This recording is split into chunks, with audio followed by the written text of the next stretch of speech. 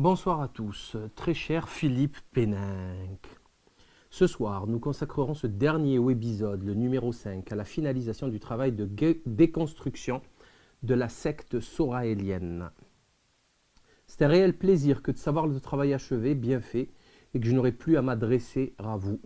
Comment ne pas être satisfait et ravi de ce grand nettoyage, semblable en tout point à une opération de dératisation d'une cave ou d'un grenier, à ce grand rangement printanier qui me permet enfin de me défaire définitivement de gros boulets, à l'image du gourou ou avant lui celle du nabo scatophile.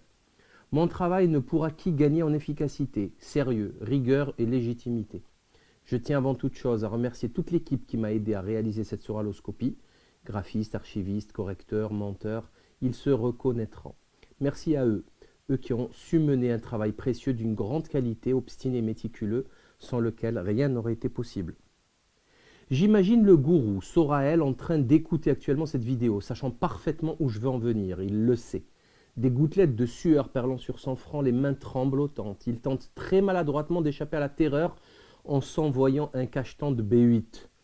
Le subutex, assimilé au stupéfiant, ne pouvant légalement être obtenu que sur ordonnance sécurisée avec le nom du pharmacien habilité à le délivrer, c'est une molécule extrêmement dangereuse qui crée une dépendance aussi violente que celle de l'héroïne. Il faut le comprendre, il faut le savoir. Il est vendu par boîte de 7 pour une semaine, 7 comprimés 7 jours, avec ordonnance non renouvelable au prix d'à peu près 18 €. Mais un véritable marché noir existe depuis toujours et même florissant, proposant les comprimés entre 10 et 15 € pièce. Il s'agit donc d'un véritable trafic de stupéfiants. Ces détails, je vous les donne pour servir, pour expliquer la gravité de son addiction. Ce n'est pas anodin, c'est pas du Doliprane. Dansons, mon cher Philippe, dansons. Bref, je me réjouis donc de me débarrasser de ces malades mentaux qui se prennent pour des génies. On n'a que faire des délires scato d'un écrivain hystérique qui ose donner des leçons aux musulmans, des leçons d'islam aux musulmans, alors que son cerveau dérangé ne fait qu'exprimer un désordre mental scato-incestueux persistant depuis l'âge de 15 ans.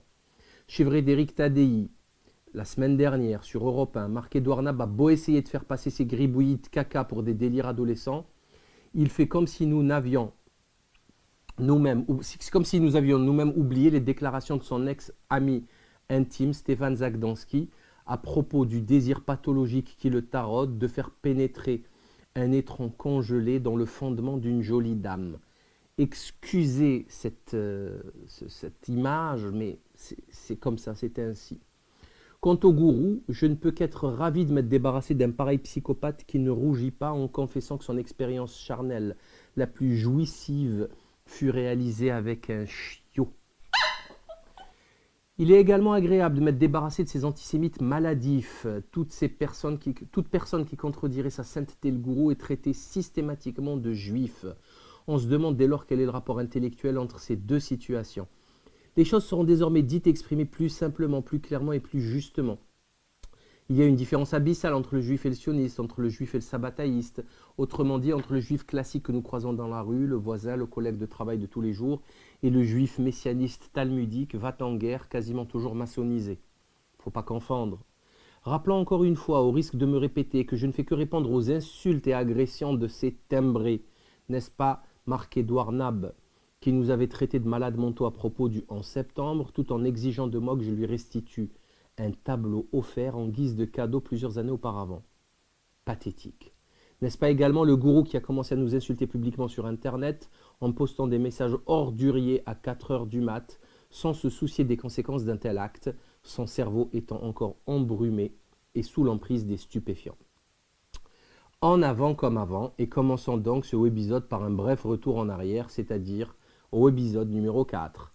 Un ami m'a envoyé une vidéo du professeur Choran dans laquelle ce dernier explique son passage de Troufion au service militaire. J'en ai parlé dans le webisode 4 du professeur Choran. Je déconseille vivement à tout le monde de la voir. Elle s'affiche à l'écran sans le son car elle est d'une vulgarité repoussante inimaginable.